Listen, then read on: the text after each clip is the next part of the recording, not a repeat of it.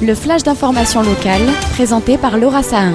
Bonjour à tous et bienvenue dans votre flash d'information sur Radio JM. Nous sommes le lundi 1er juillet et voici les titres de votre édition.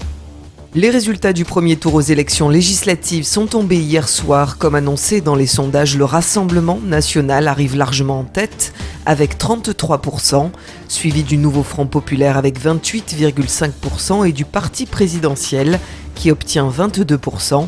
Le maire de Marseille, Benoît Payan, a appelé hier soir à s'unir pour faire barrage à l'extrême droite dans l'optique du second tour dimanche. On l'écoute au micro de Jordan Toiti. Ce soir, depuis la Seconde Guerre mondiale, jamais le Rassemblement national n'aura été aussi proche du pouvoir. Ce soir, je veux lancer un appel à se rassembler pour que dans chaque circonscription, ici à Marseille comme en France, nous soyons capables collectivement de sauver la République de ce qui peut se passer la semaine prochaine. Mais je veux dire d'ores et déjà que j'appelle les candidates et les candidats de gauche et du Nouveau Front populaire qui ne sont pas en situation de se maintenir ou qui sont troisièmes, de se désister sans hésiter, sans contrepartie, pour l'idée qu'ils se font de la République, pour les candidats républicains capables de battre le Rassemblement national. Du côté de la présidente de la métropole Aix-Marseille-Provence, Martine Vassal a communiqué hier soir en annonçant, je cite, que l'heure n'est pas aux consignes de vote. Les Français sont responsables et ils voteront en leur âme et conscience. Fin de citation. Renaud Muselier, président de la région Sud, fait un appel simple et sans ambiguïté. Pas une seule voix pour les extrêmes, à commencer par le Rassemblement national. Pour autant, il appelle à faire un tri parmi les candidats de gauche, exclure, je cite, la voix de ceux qui battent la laïcité en brèche, ainsi que les antisémites et les VRP du Hamas. Fin de citation. Du côté des résultats dans les circonscriptions des Bouches-du-Rhône, le Rassemblement national est arrivé en tête dans 6 circonscriptions sur 8. Manuel Bompard et Sébastien Delogu de la France Insoumise, rassemblés sous la bannière du Nouveau Front populaire, ont été élus dès le premier tour. Le second tour ne devrait opposer dans nos circonscriptions que des candidats Rassemblement national et Nouveau Front populaire.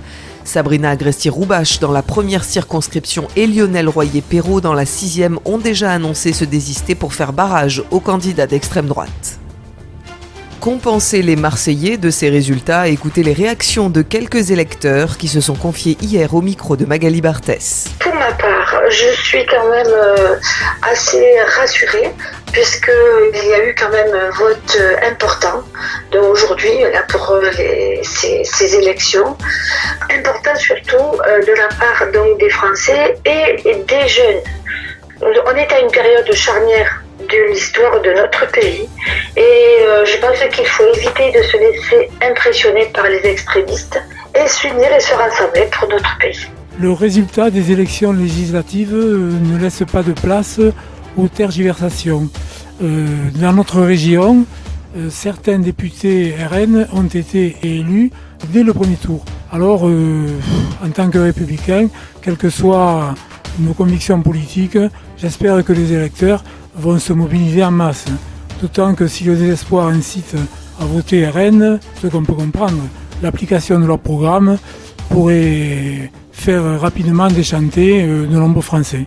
Hier a démarré la 63e édition du mondial La Marseillaise à pétanque organisée au Parc Borelli, une compétition qui rassemble les meilleurs joueurs du monde dans une ambiance familiale. Léo Purguette, président et directeur éditorial du journal, fait le résumé de cette première journée au micro de Jordan Toiti. On est très heureux d'accueillir près de 12 500 joueurs et beaucoup des dizaines de milliers de spectateurs. C'est au Parc Borelli et je dois dire que dans ce contexte où on voit fleurir malheureusement le racisme, l'antisémitisme, les haines, eh bien le mondial La Marseillaise à pétanque, c'est une bulle de fraternité dont on est très fiers. Alors nous avons tout à fait eu des gagnantes parce que le Grand Prix féminin Paprec mondial La Marseillaise à pétanque a eu sa finale aujourd'hui.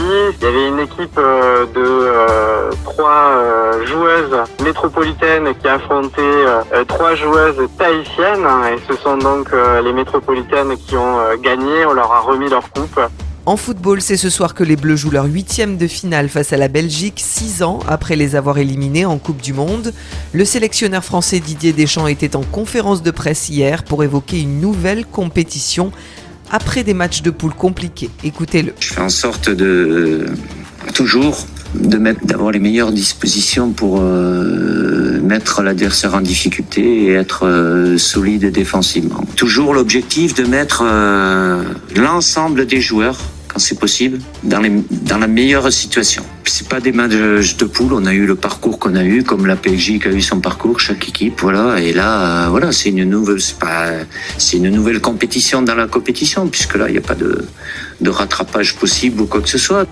La météo aujourd'hui est de 22 degrés ce matin et jusqu'à 27 degrés cet après-midi sur notre belle cité phocéenne.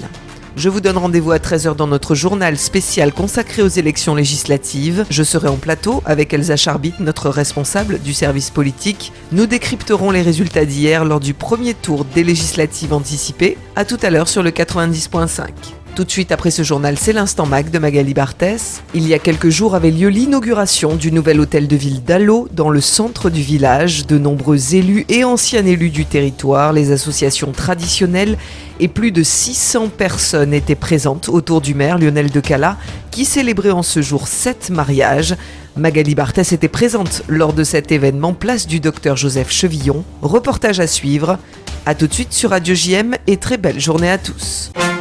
Vous venez d'écouter le flash d'information locale présenté par Laura Sahin.